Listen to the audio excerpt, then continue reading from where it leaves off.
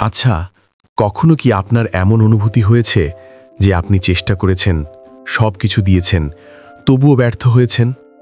যেন পৃথিবী থেমে গেছে, সময় স্থির হয়ে দাঁড়িয়ে আছে, আর আপনি সেই স্থবিরতার মধ্যে একা।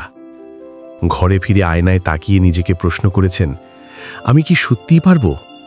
এই প্রশ্নটাই মানব জীবনের সবচেয়ে গভীর মুহূর্তের জন্ম দেয়, কারণ এখানেই মানুষ নিজেকে আবিষ্কার করে। ব্যর্থতা কোনো দুর্ভাগ্য নয়, এটি এক ধরনের আত্মজাগরণের দরজা। এটি এমন এক অভিজ্ঞতা যা আমাদের অহংকে ভেঙে দেয়, আমাদের চিন্তাকে নীরব করে দেয়, আর সেই নীরবতার মধ্যে জন্ম নেয় একটি নতুন আমি। আজ আমরা এমন তিনটি দর্শনের কথা বলবো, তিনটি দার্শনিক পথ যা শতাব্দীর পর শতাব্দী ধরে মানুষকে অন্ধকার থেকে আলোয় ফিরতে শিখিয়েছে। প্রথম পথ স্টোইক দর্শনের পথ। নিয়ন্ত্রণ নয়, গ্রহণের শক্তি। জীবনে যা ঘটে তার অর্ধেকই আমাদের নিয়ন্ত্রণে থাকে না। আমরা আবহাওয়া বদলাতে পারি না, অন্যের আচরণ বদলাতে পারি না, সময় থামাতে পারি না, কিন্তু আমরা বদলাতে পারি আমাদের প্রতিক্রিয়া। স্টোইক দার্শনিক মার্কাস অরেলিয়াস বলেছিলেন, যদি কোনো কিছু তোমার নিয়ন্ত্রণে না থাকে, তবে তার জন্য দুঃখ করা মানে নিজের সময় ও শক্তিকে অপচয় করা। ব্যর্থতা যখন আসে, আমরা সাধারণত দুটি কাজ করি, হয় পালিয়ে যাই, নয়তো নিজেকে দোষারোপ করি। কিন্তু স্টোইক দৃষ্টিতে ব্যর্থতা মানে এক প্রকার প্রশিক্ষণ। এটি আমাদের ধৈর্য, সহনশীলতা ও আত্মনিয়ন্ত্রণ শেখায়। যেমন একজন যোদ্ধা যুদ্ধের আগে তলোয়ার শান দেয়, তেমনি ব্যর্থতা আমাদের অন্তর্গত শক্তিকে শানিত করে। এক মুহূর্ত ভাবুন তো, যদি জীবনের সব কিছু আপনার পরিকল্পনা মতো হতো, তাহলে কি আপনি বেড়ে উঠতেন? না, আপনি যেমন ছিলেন তেমনই থেকে যেতেন। তাই যখন কিছু হারিয়ে যায়, তখন সেটিকে হারানো ভেবে নয়, একটি পরিবর্তনের আহ্বান হিসেবে দেখুন। স্টোইক দর্শন আমাদের শেখায়, তুমি যা ঘটছে তা পরিবর্তন করতে পারবে না, কিন্তু তুমি কিভাবে প্রতিক্রিয়া দেবে সেটি তোমার প্রকৃত শক্তি। দ্বিতীয় পথ বৌদ্ধ দর্শনের পথ। অনিত্যতা ও মাইন্ডফুলনেসের জাগরণ। বুদ্ধ বলেছিলেন, সব কিছুই পরিবর্তনশীল। আজকের ব্যর্থতা আগামীকাল আর থাকবে না, কিন্তু আমাদের মন ব্যর্থতাকে স্থায়ী ধরে নেয় এবং তাই কষ্টকে লালন করে। আমরা নিজেদেরই বন্দী করে ফেলি। বৌদ্ধ চিন্তায় ব্যর্থতা আসলে এক ধরনের ভ্রম। এটি চিরস্থায়ী নয়, বরং অস্থায়ী। আপনি যদি সচেতনভাবে এই অস্থায়িত্ব বুঝতে পারেন, তাহলে ব্যর্থতার যন্ত্রণা অনেকটাই লাঘব হয়। মাইন্ডফুলনেস মানে বর্তমান মুহূর্তে সম্পূর্ণ উপস্থিত থাকা। যখন আপনি বর্তমানকে অনুভব করবেন, তখন অতীতের ব্যথা বা ভবিষ্যতের ভয় আপনাকে ছুঁতে পারবে না। আপনি তখন নিজের অস্তিত্বের সঙ্গে একাত্ম হয়ে যাবেন।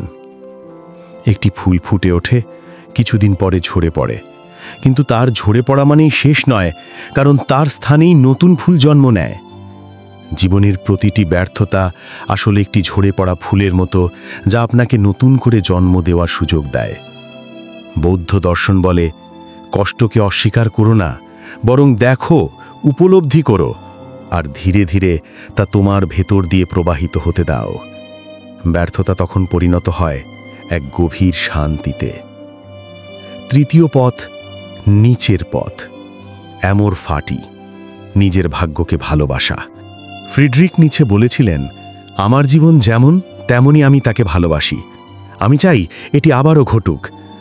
এটি শুধু দর্শন নয়, এটি একটি বিপ্লব। কারণ মানুষ সাধারণত নিজের জীবনের কষ্টগুলোকে ঘৃণা করে, কিন্তু নিচে বলেন, তুমি তোমার কষ্টকে ভালোবাসো, কারণ সেটিই তোমাকে তৈরি করেছে। অ্যামোর ফাটি মানে হলো, যা ঘটেছে সেটিকে কেবল মেনে নেওয়া নয়, বরং আনন্দের সঙ্গে গ্রহণ করা। যখন আপনি ব্যর্থ হন, তখন বলুন, এটাই আমার পথ। যখন আপনি প্রত্যাখ্যাত হন, বলুন, এটিও আমার গল্পের অংশ। যখন আপনি পড়ে যান, বলুন, এই পতনই আমাকে শক্ত করেছে। এই দর্শন আপনাকে ভয় মুক্ত করে, কারণ তখন আপনি বুঝতে শুরু করেন, জীবনকে নিয়ন্ত্রণ করা নয়, জীবনকে ভালোবাসাই আসল শক্তি। ভাবুন তো, থমাস এডিসন যদি 1000 বার ব্যর্থ হয়ে থেমে যেতেন, তাহলে পৃথিবী আজও অন্ধকার থাকত। তিনি বলেছিলেন, আমি ব্যর্থ হইনি, আমি কেবল এমন 1000টি উপায় আবিষ্কার করেছি যা কাজ করে না। এটাই অ্যামোর ফাটি, ব্যর্থতাকে শত্রু নয়, সঙ্গী হিসেবে দেখা। এই 3টি দর্শনের গভীরে একটাই সত্য লুকিয়ে আছে। ব্যর্থতা আমাদের ধ্বংস করতে আসে না, আমাদের জাগাতে আসে। স্টোইকরা শেখান, নিয়ন্ত্রণ করো তোমার মনকে।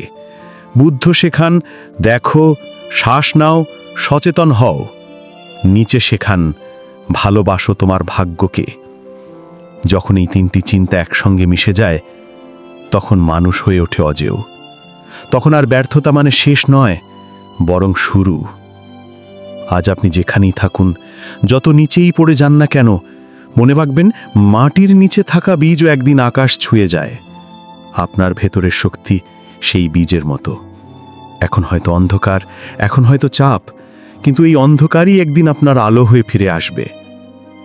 আপনি যদি আজ নিজেকে বিশ্বাস করতে পারেন, তাহলে পৃথিবীর কোনো শক্তি আপনাকে থামাতে পারবে না। কারণ আপনি তখন কেবল একজন মানুষ নন, আপনি হয়ে উঠেছেন এক দর্শন, এক অনুপ্রেরণা।